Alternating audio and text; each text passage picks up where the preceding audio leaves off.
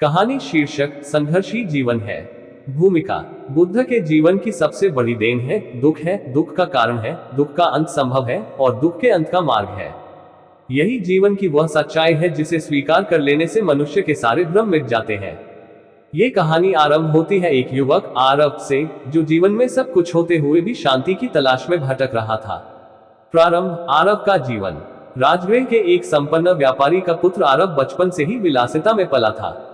महल में उसका जीवन किसी राजकुमार से कम न था, लेकिन जैसे जैसे वह बड़ा हुआ, उसके मन में एक अजीब सी बेचैनी घर करने लगी। सोने के बिस्तर पर सोते हुए भी उसे नींद नहीं आती थी। संगीत, नृत्य, भोजन सब कुछ होते हुए भी उसे लगने लगा था कि उसका जीवन अधूरा है। एक दिन वह अपने पिता से पूछ बैठा, पिताजी, क्या कभी आपको लगता है कि जीवन का कोई और भी अर्थ है जो हम देख नहीं पा रहे? पिता मुस्कुराए, जीवन व्यापार की तरह है बेटा, लाभ हो तो प्रसन्न रहो, हानि हो तो सबक लो। और क्या चाहिए? लेकिन आरव संतुष्ट नहीं था। वह उस सत्य की खोज में निकल पड़ा जो शायद बुद्ध के शब्दों में मिल सकता था। बुद्ध से प्रथम भेंट। वाराणसी के समीप एक वन में बुद्ध अपने शिष्यों को उपदेश दे रहे थे। आरव वहां पहुंचा और उन्हें ध्यान की अवस्था में देखा। न कोई आडंबर, न कोई शोर, केवल मौन, केवल शांति। ध्यान समाप्त होने पर बुद्ध की दृष्टि आरव पर पड़ी। आरव ने झुककर प्रणाम किया। भंते, मैं शांति की खोज में आया हूँ, लेकिन मुझे कुछ भी समझ नहीं आता। मेरे पास सब कुछ है पर आत्मा व्याकुल है। बुद्ध मुस्कुराए और बोले, शांति की खोज उसी दिन प्रारंभ होती है जब व्यक्ति को अपने पास सब कुछ होते हुए भी लगता है कि कुछ नहीं है। ये तुम्हारी यात्रा का आरंभ है आरव। अब चलो, सत्य की राह पर पहला कदम रखो। संघर्ष का आरंभ। आरव ने बुद्ध से विनती की कि वह संघ में शामिल होना चाहता है। बुद्ध ने मना नहीं किया, लेकिन उन्होंने स्पष्ट कहा, यह पथ सरल नहीं है। ये जीवन का त्याग नहीं, बल्कि जीवन के असली अर्थ की खोज है। पहले ही दिन आरव को एक छोटे से झोपड़े में भेजा गया। उसे 3 दिन तक केवल मौन व्रत में रहकर जंगल में पेड़ों के नीचे बैठकर ध्यान करना था। भोजन केवल एक बार मिलता, वह भी भिक्षा से। शरीर थकने लगा, मन विचलित होने लगा। तीसरे दिन आरव ने सोचा, मैं क्यों आया? मुझे घर लौट जाना चाहिए। ये जीवन मेरे लिए नहीं है। लेकिन उसी रात उसे एक बुरे भिक्षु ने कहा, जो व्यक्ति पहले ही संघर्ष में हार मान लेता है, वह अपने भीतर की शक्ति को पहचान ही नहीं सकता। क्या तुम स्वयं से हार जाओगे आरव? ये शब्द आरव के भीतर कहीं गूंजने लगे, और यहीं से उसका असली संघर्ष आरंभ हुआ। बुद्ध के उपदेश और जीवन के रंग। धीरे धीरे आरव ने बुद्ध के 4 आर्य सत्य को समझना प्रारंभ किया। 1. दुख है, जीवन में जन्म, रोग, बुढ़ापा और मृत्यु, ये सब दुख है। 2. दुख का कारण तृष्णा है, इच्छाओं की अग्नि ही सारे दुखों की जड़ है। 3. दुख का निवारण संभव है, तृष्णा का अंत ही दुख का अंत है। 4. अष्टांगिक मार्ग दुख के अंत का उपाय है, सम्यक दृष्टि, सम्यक संकल्प, सम्यक वाणी, सम्यक कर्म, सम्यक आजीविका, सम्यक प्रयास, सम्यक स्मृति और सम्यक समाधि। आरव ने अनुभव किया कि संघर्ष का अर्थ केवल बाहरी कठिनाइयों से नहीं, बल्कि अपने भीतर की अशांति, अहंकार और लालसा से लड़ना है। आत्मिक संघर्ष और मोक्ष की ओर बढ़ते कदम। एक दिन बुद्ध ने एक कथा सुनाई। एक व्यक्ति नदी पार करना चाहता था। उसके पास कोई नाव नहीं थी। उसने लकड़ियां जोड़कर एक बेड़ा बनाया और कठिन परिश्रम से नदी पार की। किनारे पहुंचकर क्या वह उस बेड़े को सिर पर उठाकर चलता रहेगा? नहीं, जिस साधन ने उसे पार पहुंचाया, उसे वहीं छोड़ना होगा। ये कथा आरव के हृदय में उतर गई। उसने सोचा, जिस जीवन ने मुझे यहां तक पहुंचाया, अब मुझे उसे भी त्याग देना होगा। उस दिन से उसने अपने भीतर के मोह, क्रोध और ममता को पहचानना प्रारंभ किया और उनसे मुक्ति पाने का अभ्यास शुरू किया। परीक्षा की घड़ी। एक दिन समाचार मिला कि उसके पिता गंभीर रूप से बीमार है। संघ के नियम अनुसार वह अपने पूर्व जीवन से संबंध नहीं रख सकता था, लेकिन उसके मन में द्वंद्व पैदा हो गया। बुद्ध के पास जाकर उसने कहा, भंते, क्या मैं अपने पिता से अंतिम बार मिल सकता हूँ? बुद्ध बोले, क्या तुम ये निर्णय मोह में ले रहे हो या करुणा में? आरव मौन हो गया। बुद्ध ने आगे कहा, यदि तुम्हारा हृदय करुणा से प्रेरित है तो जाओ, लेकिन यदि ये तुम्हारी तृष्णा है तो तुम फिर वही लौट जाओगे जहां से चले थे। आरव समझ गया। वह अपने पिता के पास गया, लेकिन अब वह एक परिवर्तित आत्मा था, शांत, सरल और प्रेम से भरा हुआ। उसने अपने पिता को केवल प्रेम दिया, न कोई अधिकार, न कोई अपेक्षा। संघर्ष का फल। समय बीता, वर्ष बीत गए। आरव अब संघ के अनुशासित भिक्षु थे। उनका चेहरा शांत और तेजस्वी हो गया था। एक दिन बुद्ध ने कहा, आरव, तुमने जीवन के संघर्ष को समझा। तुमने जाना कि दुख से भागना नहीं है, उसे समझना है। अब तुम स्वयं अपने भीतर दीपक बनो। संघर्ष ही जीवन है, क्योंकि संघर्ष के बिना कोई जागरण नहीं। जीवन का सार। आरव की कहानी यह बताती है कि जीवन का संघर्ष केवल बाहरी नहीं होता। असली युद्ध अपने भीतर चल रहा होता है, मोह, तृष्णा, अहंकार और इच्छाओं के विरुद्ध।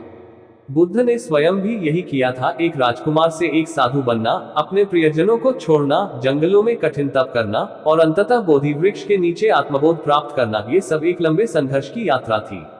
इसलिए जब हम कहते हैं संघर्ष ही जीवन है, तो उसका अर्थ होता है बिना भीतर के अंधकार से लड़े प्रकाश नहीं मिलता। पिछली कथा से आगे, आरव अब बुद्ध के संग में एक तपस्वी और शिष्य बन चुका था। वर्षों के अभ्यास, ध्यान और आत्ममंथन ने उसे एक शांत और सहनशील व्यक्ति बना दिया था।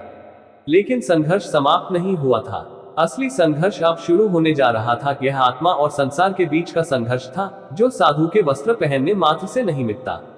अध्याय 1, भिक्षा में मिला भ्रम। एक दिन भिक्षा मांगते समय आरव एक पुराने परिचित नगर में पहुंचा। वहां एक स्त्री ने उसे पहचान लिया। आप तो सेठ हरिनारायण के पुत्र आरव है ना? आरव ने सिर झुकाया। स्त्री ने कहा, आपका नगर अब भी आपके नाम से गर्व करता है।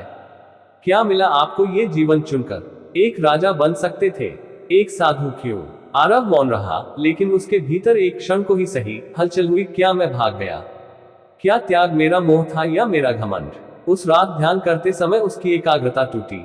वर्षों के संयम के बावजूद भीतर की एक चिंगारी फिर से भड़क उठी। उसने बुद्ध से कहा, भंते, क्या ये संभव है कि कोई साधु बनकर भी अहंकार पाल ले? बुद्ध मुस्कुराए। संघर्ष वहीं से शुरू होता है। जब तुम समझते हो कि तुम साधु हो चुके हो, वहीं अहंकार ने फिर प्रवेश कर लिया। तब से नहीं, विनम्रता से जागरण आता है। अध्याय 2, निर्वाण की परीक्षा। संघ में एक नया भिक्षु आया। उसका नाम था महेश। वह अत्यंत तीव्र बुद्धि का था, लेकिन अहंकारी। वह बार बार आरव की निष्ठा पर प्रश्न करता। तुम्हारा त्याग दिखावा है, तुम्हारा चेहरा संत है, पर मन व्यापारी का है, महेश ने एक दिन कहा।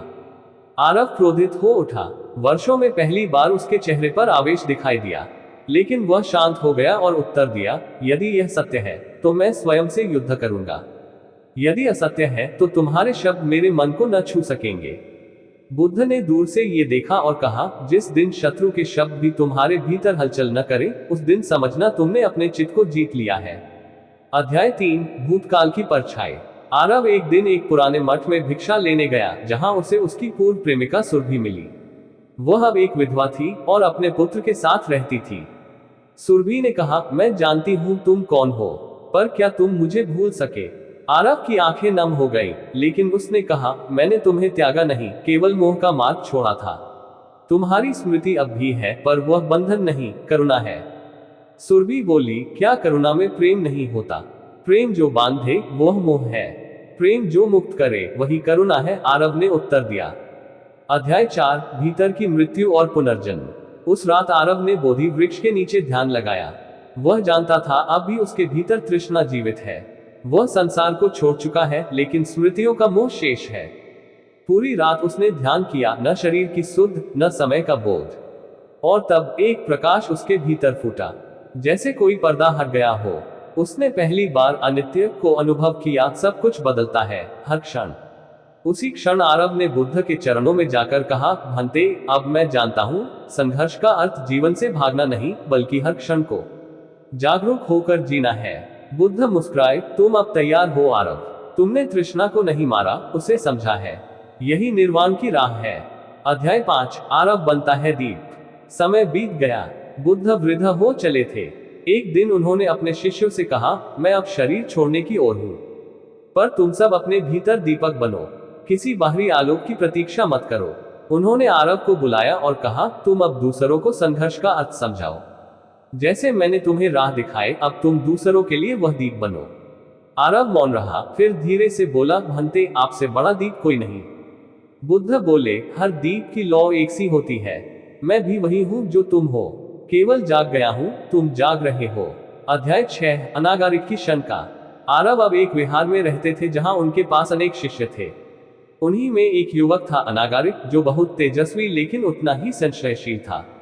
एक दिन वह आरव से बोला, गुरुदेव, आप कहते हैं कि तृष्णा ही दुख का मूल है, पर क्या ज्ञान की तृष्णा भी छोड़नी चाहिए? आरव मुस्कुराए, जो जलने के लिए तड़पे वह दीपक बनता है, लेकिन जो स्वयं को अग्नि समझ बैठे वह स्वयं को ही जला लेता है। ज्ञान प्राप्त करने की इच्छा नहीं, ज्ञान से एक हो जाने की तैयारी रखो। अनागारिक चुप हो गया। उसके भीतर कुछ हिला, पर पूरी तरह टूटा नहीं। संघर्ष अभी बाकी था। अध्याय 7, रात्रि का तूफान। एक दिन जब सभी भिक्षु ध्यान में लीन थे, बाहर तेज तूफान आया। वृक्ष टूटने लगे, झोपड़ियां उड़ने लगी। भिक्षु भयभीत होकर इधर उधर भागने लगे। सिर्फ अनागारिक ध्यान में बैठा रहा। तूफान की गर्जना के बीच वह बैठा रहा तब तक जब तक पूरा विहार शांति में न डूब गया। बाद में आरव ने उससे पूछा, क्या तुम्हें डर नहीं लगा? अनागारिक बोला, डर तो था गुरुदेव, लेकिन आपने एक दिन कहा था, जब भीतर का तूफान शांत हो जाए, बाहर का कोई तूफान तुम्हें हिला नहीं सकता। आज मैंने इसे जी कर देखा। आरव की आंखें भर आई। दीप जल चुका था। अध्याय 8, मोह की अंतिम परीक्षा। कुछ माह बाद अनागारिक को समाचार मिला कि उसकी माता मृत्युशैया पर है। वह भागकर घर पहुंचा। उसकी माता ने करुणा से उसका हाथ पकड़ा और कहा, मुझे तुझसे कुछ नहीं चाहिए, बस इतना कि तू एक दिन इस घर लौट आए। अनागारिक का मन डगमगाने लगा। क्या वह अपनी माता को यह अंतिम सुख नहीं दे सकता? उसने आरव को पत्र लिखा, ग्रेटर देन गुरुदेव, क्या करुणा और मोह के बीच कोई विभाजन संभव है? आरव ने उत्तर दिया, ग्रेटर देन करुणा वह है जो देना जानती है, मोह वह है जो केवल पाना चाहता है। यदि तुम्हारा लौटना किसी को बांधने के लिए है तो वह मोह है, यदि लौटना उसे मुक्त करने के लिए है तो वह करुणा है। अनागारिक ने माता को गले लगाया और कहा, माँ, मैं तुम्हारे पुत्र के रूप में जन्मा था, लेकिन अब तुम्हारे दुख का अंत करने आया हूँ। मैं रहूं न रहूं, तुम्हारे मन का दुख अब मैं हर लेता हूँ। माँ की आंखों से अश्रु बहे और उसी रात उसकी शांत मृत्यु हो गई। अध्याय 9, नया दीपक। वर्षों बाद अनागारिक स्वयं एक उपदेशक बन चुका था। अब वह नगर नगर, ग्राम ग्राम जाकर लोगों को सिखाता था कि ग्रेटर देन संघर्ष बाहर नहीं, भीतर है। जीवन हर क्षण तुम्हें दो राहों पर खड़ा करता है, एक जो तुम्हारी इच्छाओं को तृप्त करे और एक जो तुम्हें मुक्त करे। एक दिन एक युवक उसके पास आया, उदास और टूटा हुआ। वह बोला, मैं जीवन से थक गया हूँ, मेरे पास कोई कारण नहीं बचा जीने का। अनागारिक ने उसे केवल एक बात कही, ग्रेटर देन तुम्हारा जीवन तुम्हारा नहीं, यह उस दीपक का उत्तर है जिसे तुम अब तक बुझा चुके हो। चलो उसे फिर से जलाते हैं। जीवन का अर्थ पाना नहीं, बनाना होता है। वह युवक धीरे धीरे उसकी छत्रछाया में एक नया भिक्षु बना, नवदीप। और इसी तरह संघर्ष की परंपरा चलती रही। अध्याय 10, आरव का महापरिनिर्वाण। एक दिन आरव ने अपने शिष्यों को बुलाया और कहा, ग्रेटर देन, अब मेरी देह थक चुकी है, लेकिन मैं नहीं जा रहा, मैं तुम सब में हूँ। जिस दिन तुम किसी के भीतर आशा जगा सकोगे, उस दिन समझना मैं वही हूँ। अनागारिक ने पूछा, गुरुदेव, जीवन का अंतिम सत्य क्या है? आरव ने कहा, ग्रेटर देन, जीवन का अंतिम सत्य है, कोई अंत नहीं है। संघर्ष चलता रहता है, दीपक से दीपक जलता रहता है। बुद्ध ने मुझे जलाया, मैंने तुम्हें, और तुम किसी और को। यही चक्र है, यही धर्म है। और फिर आरव ने आंखें मूंद ली, शांत, स्थिर, उज्ज्वल। अध्याय 11, प्रश्नों का पुंज। नवदीप अब संघ में एक प्रिय और विनम्र भिक्षु बन चुका था। उसका मन सत्य की खोज में गहराइयों तक उतरना चाहता था। वह अक्सर अनागारिक से प्रश्न करता, गुरुदेव, यदि आत्मा का कोई अस्तित्व नहीं, जैसा बुद्ध ने कहा, तो फिर कौन संघर्ष करता है, कौन मोक्ष पाता है? अनागारिक उत्तर देते, जो पूछता है वही संघर्ष करता है। आत्मा कोई वस्तु नहीं, वह केवल चेतना का निरंतर प्रवाह है। जब तुम ये जान लो कि कोई मैं नहीं, तब तुम संघर्ष से मुक्त हो जाओगे। पर नवदीप का मन संतुष्ट नहीं था। वह जानता था कि समझ और अनुभव में अंतर होता है। अब समय था अनुभव का। अध्याय 12, शाही निमंत्रण। राजगृह के राजा ने संघ को आमंत्रित किया। अनागारिक अस्वस्थ थे तो नवदीप को भेजा गया। वह राजमहल गया, जहां विलासिता और ऐश्वर्य का दृश्य देखकर उसके मन में एक हलचल हुई। मैंने ये सब छोड़ा था, पर क्या वाकई मेरा मन इनसे मुक्त है? राजा ने भोजन के बाद पूछा, क्या भिक्षु होना संसार से पलायन नहीं है? नवदीप बोला, नहीं महाराज, ये पलायन नहीं, ये पुनः लौटने की तैयारी है। जो स्वयं को समझे बिना लौटेगा, वह संसार को सिर्फ भ्रम देगा, लेकिन जो भीतर जागेगा वही संसार को दिशा देगा। राजा मौन हो गया, पर नवदीप का चित्त डोल उठा था। अध्याय 13, मोह की वापसी। राजमहल की एक कन्या चारुलता नवदीप के उत्तरों से प्रभावित हुई। वह प्रतिदिन उससे धर्म की बातें करने आई। धीरे धीरे नवदीप को प्रतीत हुआ कि उसका हृदय कांपने लगा है। एक दिन चारुलता ने कहा, क्या आप सदा के लिए सन्यासी रहेंगे? क्या आपके भीतर प्रेम के लिए कोई स्थान नहीं? नवदीप मौन हो गया। रात को वह अनागारिक के पास लौटा और कहा, गुरुदेव, मैं डगमगाने लगा हूँ। अनागारिक ने केवल एक बात कही, संघर्ष से भागो मत, उसी में तुम्हारा उत्तर है। अध्याय 14, आत्मा की आग में जलना। नवदीप ने अगले दिन एकांत साधना का संकल्प लिया। 7 दिन 7 रातें बिना भोजन बिना निद्रा, केवल ध्यान और आत्मावलोकन। वह अपने भीतर के सारे द्वंद्व देखता गया, आकर्षण, भय, अभिमान, असुरक्षा। उसने स्वयं से पूछा, क्या मैं साधु इसलिए बना क्योंकि डर था जीवन से, या इसलिए कि मोह से ऊपर उठना चाहता था? 7वीं रात उसे एक स्वप्न आया। बुद्ध स्वयं उसके सामने थे। उन्होंने कहा, ग्रेटर देन नवदीप, तुम दीपक बनना चाहते हो, पर पहले तुम्हें जलना होगा। संघर्ष अग्नि है और वही तुम्हें शुद्ध करती है। अगली सुबह नवदीप की आंखें शांत थीं। मोह अब भी था, पर उसका नियंत्रण नहीं। अध्याय 15, निर्वाण की दृष्टि। नवदीप लौटकर चारुलता से मिला और कहा, मैं तुम्हें प्रेम करता हूं, पर वह प्रेम जो तुम्हें बांधना नहीं चाहता। मैं चाहता हूं कि तुम भी अपने भीतर उस शांति को पाओ जो मैं खोज रहा हूं। चारुलता मुस्कुराई, तुमने मुझे प्रेम सिखाया, जो मांगता नहीं बस देता है। यही सबसे बड़ा उपहार है। वर्षों बाद चारुलता स्वयं एक ध्यान केंद्र की संस्थापक बनी। नवदीप अब अनागारिक का उत्तराधिकारी घोषित हो चुका था। उपसंहार, युगों की कथा। नवदीप ने कहा, ग्रेटर देन संघर्ष जीवन का आरंभ है, जागरण उसका शिखर। हर पीढ़ी को अपनी अग्नि परीक्षा देनी होती है और उसी में वह तपकर दीपक बनती है। दीप जलता रहे, यही सबसे बड़ा धर्म है। गौतम बुद्ध ने जो दीपक जलाया था, वह आरव, अनागारिक और अब नवदीप के माध्यम से अनगिनत हृदयों में रोशनी करता रहा।